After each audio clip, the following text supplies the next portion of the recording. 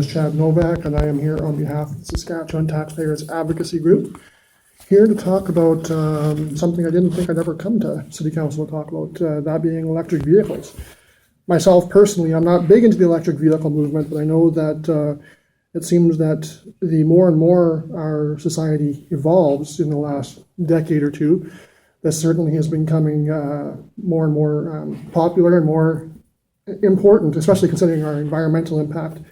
So I think that electric vehicles are definitely an interesting opportunity for the City of Regina to demonstrate to the rest of Canada that we are an innovator and not just a follower in this sense. From what I understand, this came to council last year on the recommendation of a Sun Country Municipal Designation Program, was then denied, and then was asked to come back here with kind of a study on terms of the feasibility of installing 3 electric vehicle charging stations within Evraz Place, and then report back to this committee.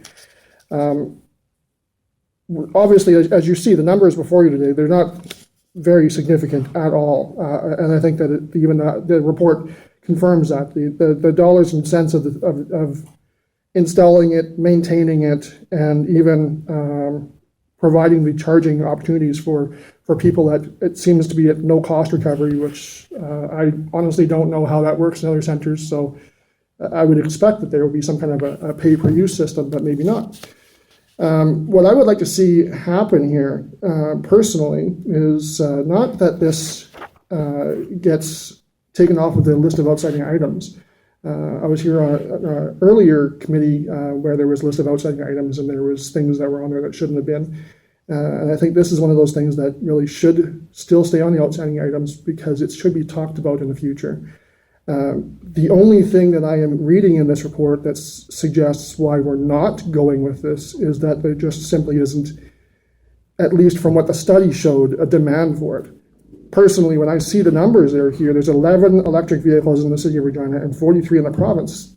I don't know, I mean, that sounds like a lot to me in terms of, you know, you consider the cost factor of them, but now they're also becoming a lot more user-friendly in terms of, you know, the maintenance factor, but also the capital cost on vehicles are coming far lower. I think this is an opportunity for more people to get into electric vehicles. I know that you know what? Maybe one day I'll be interested in them. I mean, they sure sell me on the performance factor of them. So, but what I would like to see happen here is that first of all, this gets taken off of the suggestion to be removed of the outstanding items. Keep it on the outstanding items, but not just that. Also to come back at a future meeting, and I would like the City of Regina, not Real. I noticed that Real was the one that was commissioned to do the study here, and this is great because that was what it was intended for, but I would like the City of Regina to do their own review, perhaps enlist an outside consultant, since we like to do that, to determine the feasibility of perhaps converting some of our city vehicle fleet over to electric vehicles. And one that really jumps out at me is our parking vehicles, our parking patrol vehicles. I mean, there's no reason why we need to have giant SUVs patrolling the streets. And it shows, and I think visually that shows the rest of Canada that we are an innovator here in Regina, in Saskatchewan, and that we are concerned about the environment. And I think that speaks volumes. Dollars and cents, it's advertising that is priceless in that sense.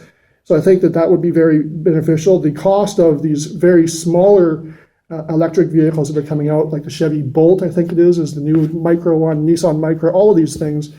They're very small, economical vehicles and very low capital cost, probably equivalent or cheaper than what we're paying out right now for our current vehicle fleet.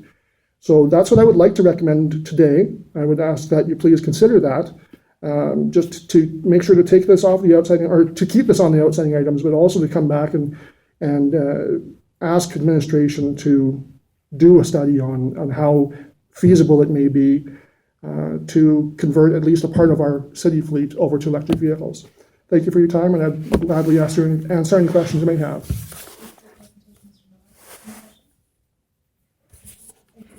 Thank you.